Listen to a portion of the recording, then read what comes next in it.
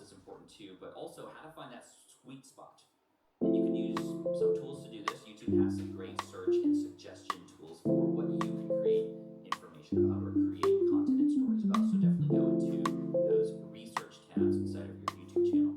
But again, the main thing to think about here is hitting the mark that is not too broad, but also not too niche. Yes, the riches are the niches, but when it comes to YouTube growth, the algorithm, again, that's what we're talking about here.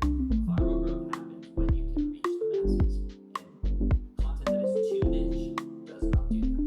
Now, does that mean you should never create content that's super specific? No. You should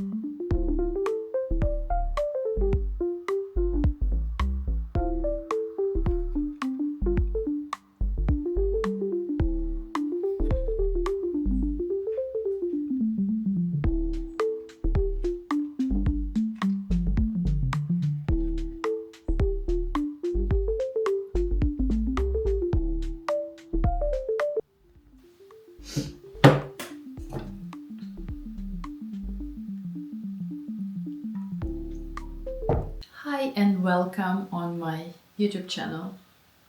Last week has been particularly nostalgic and sad. It started raining, and with rain came low energy and nostalgic mood. I spent most of the time indoors, sitting, thinking, working, cooking, cleaning. The house looks a little bit better now as a result because I moved all the boxes from the middle of the room towards the wall. I also got a new wardrobe and I filled it in with clothes, also liberating some of the boxes. Now I can breathe a little bit more. The house looks more livable, cozier and nicer. Despite that, all the rain that fell down from the sky last week brought a lot of memories of my past experiences in different big cities where I lived. Last week made me particularly nostalgic about Japan. I saw some similarities between my life here in the countryside and my life in Tokyo.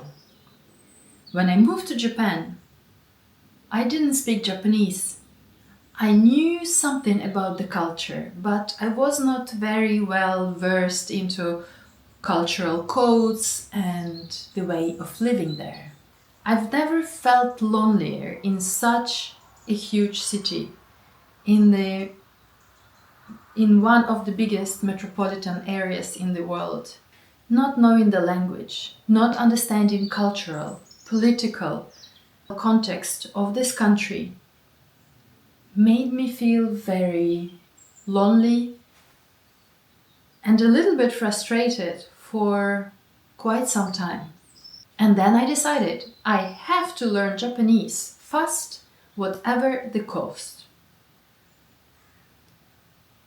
That's how I started learning every day, a little bit before work, after my breakfast, and then 1 hour every evening and 2 to 3 hours every weekend.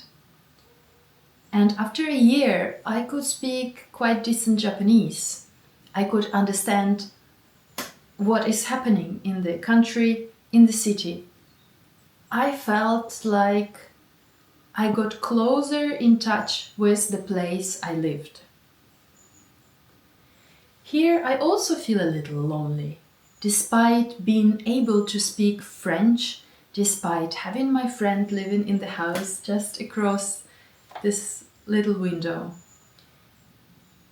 I feel lonely because the pace of life is still new to me.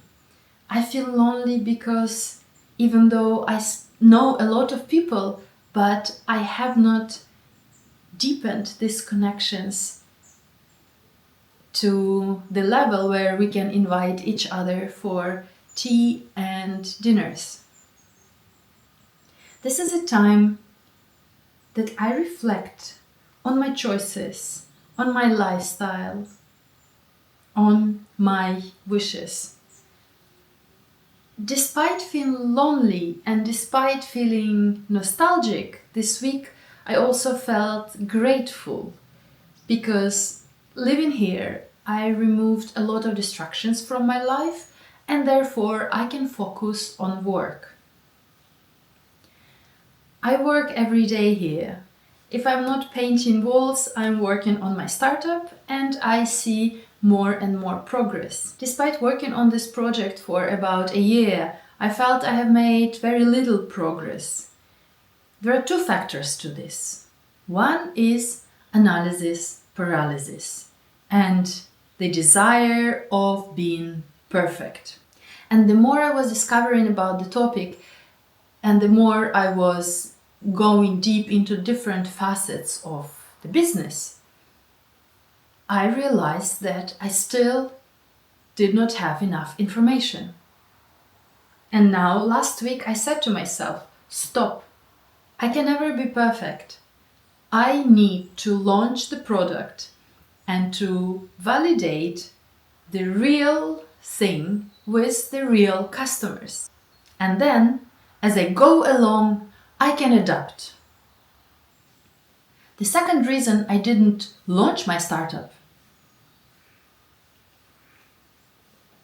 was self-sabotage. There was this little voice on the back of my head telling me constantly, you are not good enough. You're not smart enough. Who are you to launch a business? And then I reflected on this last week and I decided that I'm going to play a game. I'm going to transform into an actor, an actress who is a startup founder, who is going to launch this startup. Maybe this voice still present in my head, but I will be stronger than that. I am going to launch and I will prove to myself that I am capable. Why I'm telling this to you? Because I'm sure that many of you also dream about starting something smaller or something bigger. It can be a business. Maybe you want to learn something new, a new language, a new hobby. And this little voice have been sitting there and talking to you negative things. Let's start together. Let's launch this something new. I will be accountable in front of you, and in my next video I will report everything about the launch of my startup. And you will report in the comments to this video. I'll see you in the next video. Bye.